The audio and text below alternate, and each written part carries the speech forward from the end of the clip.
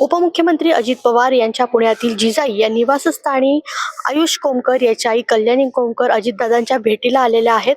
खरं तर आंदेकर कुटुंबातील लक्ष्मी आंदेकर आणि सोनाली आंदेकर यांना अजित पवार गटाकडून एबी फॉर्म देऊन निवडणूक लढवण्यासाठी जी आहे ते उमेदवारी देण्यात आली होती. मात्र या संदर्भात गेल्या अनेक दिवसांपासून कल्याणी कोमकर या माध्यमांसमोर बोलताना दिसलेले आहेत की खरंच आंदेकर कुटुंबाला उमेदवारी देऊ नका, माझ्या मुलाचा त्यांनी जीव घेतलेला आहे. आणि या संदर्भात बोलण्यासाठी आता आपल्यासोबत कल्याणी कोमकर आहेत.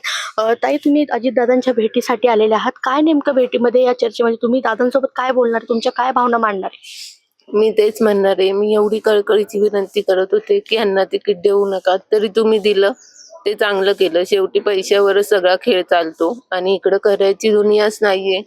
त्याच्यामुळे मला बोलायचंय फक्त की आमची बाजू पण समजून घ्या, आम्हाला कुठेतरी न्याय द्या.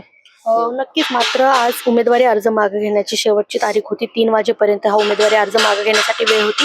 मग यानंतर तुम्ही आल्यात, मग हे जर काल केला असता तर हा निर्णय कुठेतरी बदलू शकला असं, तुम्ही उशीर केला असं वाटतंय?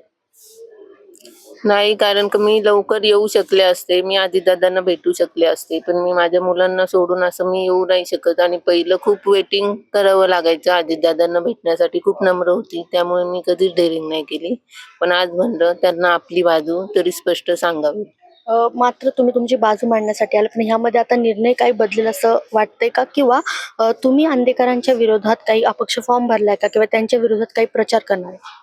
हो, मी अपक्ष फॉर्म भरलाय. मला ही गुन्हेगारी थांबवायची आहे, कारण का आमच्या वार्डात खूप आंदेकरांचं नाव आहे, खूप लोक घाबरतात अजून सुद्धा त्यांना.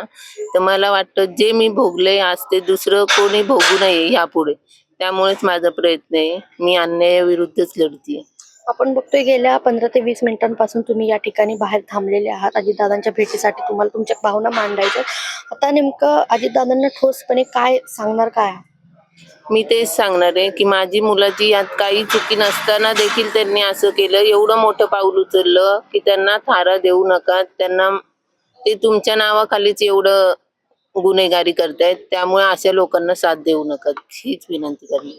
नक्कीच. आपण बघतोय की कल्याणी कोमकर या ठिकाणी अजित पवारांच्या भेटीसाठी आलेले आहेत आणि ते अजितदादांना सांगणार आहेत की या माझ्या मुलाचा काही दोष नसताना माझ्या मुलाला मारण्यात आलेलं आहे आणि यांना थारा देऊ नका, अशी भावना जी आहे त्या कल्याणी कोमकर अजितदादांपेक्षा आता व्यक्त करणार आहेत. प्रियंका परदेशी, story.com, पुणे.